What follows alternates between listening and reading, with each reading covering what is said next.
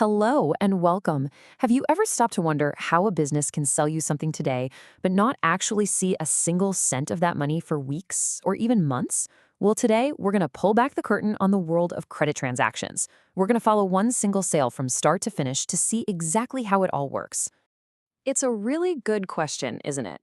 I mean, you see a company make a big sale or provide a service, and you think they're flush with cash. But in reality, that money might not land in their bank account for 30, 60, sometimes even 90 days. This is the world of credit, and let me tell you, mastering it is the key to managing cash flow, growing your business, and, well, frankly, just surviving. All right, here's our game plan. First, we'll look at what happens when a business sells on credit. Then, we're going to get into the nitty-gritty of how deals are made by talking about discounts. After that, we'll flip the whole thing around and see what it looks like when our business is the one doing the buying. And finally, we'll crack the code on making sure all the numbers actually line up. And to make this all feel real, we'll follow a fictional company I've cooked up called Sunrise Lighting. Okay, let's dive right in. Picture this. Our company, Sunrise Lighting, just sold a huge shipment of lamps to a retail customer. Awesome, right? The catch is the customer is going to pay them next month. This is the exact moment a credit sale is born, and it's where our whole story really kicks off.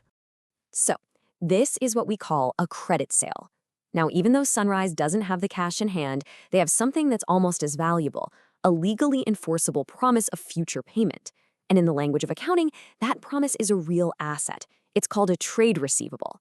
You can just think of it as a formal IOU that the business now owns.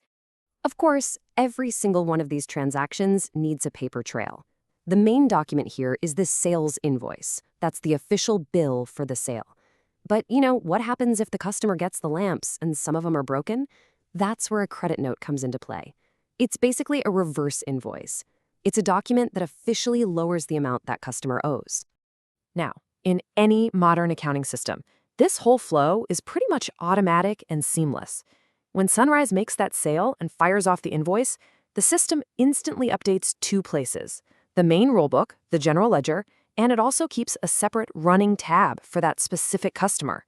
And just like that, the receivable is officially on the books as an asset. Okay, so let's talk a little more about the price on that invoice, because it's not always the final number. Businesses use discounts all the time, very strategically, and there are really two main kinds you need to know about. First up, you've got your trade discount. Think of this as a guaranteed price cut. It happens before the invoice is even created, usually for loyal customers or for big bulk orders. The second type is a settlement discount. This one's conditional. It's an incentive, right? It's basically saying, hey, pay us early and we'll knock a little extra off. And that's fantastic for the seller's cash flow. So this is where it gets a little tricky. How do you account for a discount that might or might not happen? Well, international accounting standards say you can't just wait around and see. You actually have to make a prediction based on your past experience. You have to ask, does this customer usually pay early? If the answer is yes, you have to account for that discount right from the get-go. Let's make this super concrete.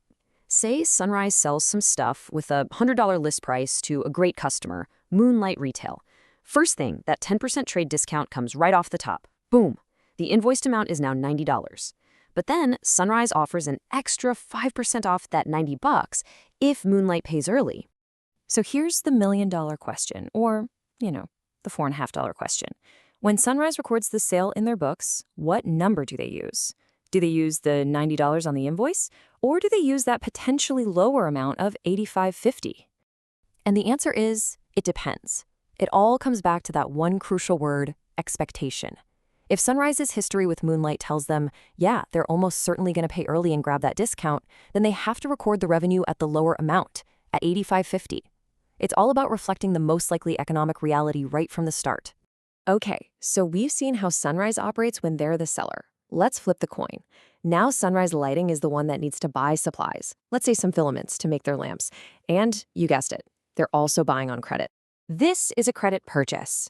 And just like a credit sale created an asset for them, money they're owed, a credit purchase creates the exact opposite, a liability. It's called a trade payable, which is just a formal record of money that Sunrise owes to somebody else. And doesn't this just perfectly illustrate the beautiful symmetry of accounting? This process is the exact mirror image of a credit sale. Sunrise gets an invoice, they record it in their general ledger and in that specific supplier's account, and now they have a formal liability on their books. So, with all these invoices and credit notes flying around, buying and selling, how do you close the loop? Well, businesses have to track every single thing with pinpoint accuracy, especially when things don't go exactly to plan. So what if those filaments Sunrise bought were the wrong color? No problem, they just send them out. That's a purchase return. Their supplier then issues a credit note, which reduces the amount of money Sunrise owes. And all of this leads to the final, absolutely critical step for any accounts department: reconciliation. This is just a fancy word for making sure what you think you owe is the exact same as what your supplier thinks you owe them. And this is where it gets fun. It's like a little mystery. Imagine at the end of the month, Sunrise's books say they owe a supplier about $2,100. But then the statement from that supplier comes in and it says they owe over $4,800. Whoa, that is a big difference. It's time to do some digging. So, who do you believe? Your own meticulous records or the official statement that just came from the supplier? Well, the truth is, it's usually not some huge conspiracy. When you actually investigate, these differences are often caused by really simple things. Maybe a payment is still in transit. That's just a timing difference that'll sort itself out. Or, and this is way more common, maybe someone at Sunrise just made a simple data entry error, typed in the wrong invoice amount, or, oops, accidentally booked a credit note as if it were another purchase.